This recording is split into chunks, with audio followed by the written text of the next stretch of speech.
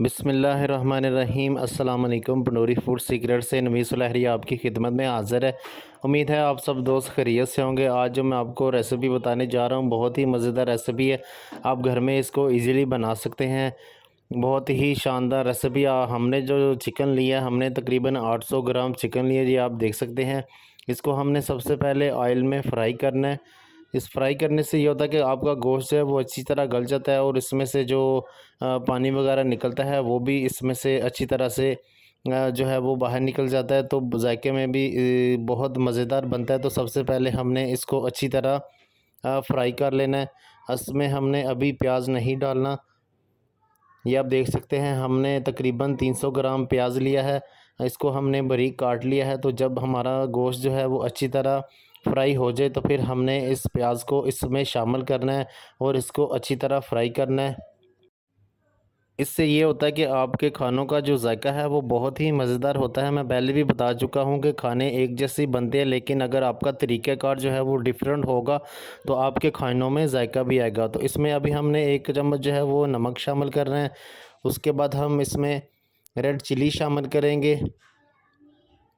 اکٹھا ہی ہم نے جو مسالہ جو ہے وہ اس میں اکٹھا ہی شامل کر دینا ہے۔ تقریباً آدھا چمچ جو ہے ہم نے لال مرچ شامل کی ہے، اس کے بعد ہم نے آدھا چمچ جو ہے وہ ہلدی شامل کی ہے۔ ہم ان تین سب چیزوں کو ہم اچھی طرح مکس کریں گے۔ اچھی طرح مکس کرنے کا فائدہ یہ ہوتا ہے کہ ساتھ ساتھ پیاز بھی ہمارا فرائی ہو جائے گا، اور جتنا بھی مسالہ ہے وہ اس میں گوشت میں اچھی طرح جو ہے وہ مکس ہو جائے گا۔ یہ آپ دیکھ سکتے ہیں ہمارا مسالہ جو ہے وہ مکمل طور پر اس میں جذب ہو چکا ہے۔ تو ابھی ہم نے پیاز، ادرک، تھوم، ٹماٹر، ہری مرچ جو ہے وہ ہم نے لی ہے۔ ٹماٹر ہم نے آدھا کلو ٹماٹر لیے ہیں، اور حسب ضرورت ہم نے تھوم اور ادرک لیا۔ تو اس کو ہم گرینڈ کریں گے۔ ہم نے ان کو سب سے پہلے گرینڈ کر لینا تاکہ اس کا جو مسالہ جو ہے وہ اچھی طرح بن جائے۔ یہ آپ دیکھ سکتے ہیں ہم نے ان تمام چیزوں کو اچھی طرح سے گرینڈ کر لیا ہے۔ ابھی ہم نے جو گوشت کو فرائی کیا تھا اس میں اس کو شامل کریں گے۔ اس کو شامل کرنے کے بعد ہم اس کو اچھی طرح فرائی کریں گے۔ جیسا کہ میں آپ کو پہلے بتا چکا ہوں کہ اس کو گرینڈ کرنے کا فائدہ یہ ہوتا ہے کہ اس میں سے جو ہے وہ اچھا ذائقہ آتا ہے، اور خوشبو بھی اچھی ہوتی ہے، اور ٹماٹر جو ہیں وہ اچھی طرح اس میں شامل ہو جاتے ہیں۔ آج کی ریسیپی آپ بنائیں گے تو انگلیاں چاٹتے رہ جائیں گے۔ بہت ہی آسان ریسیپی ہے۔ یہ آپ دیکھ سکتے ہیں، آپ نے ساتھ ساتھ اس کو فرائی کرتے جانا ہے۔ ہلکی آنچ پر آپ نے اس کو پکاتے رہنا ہے تاکہ اس کا ٹماٹرز کا جو پانی ہے وہ اچھی طرح اس میں حل ہو جائے۔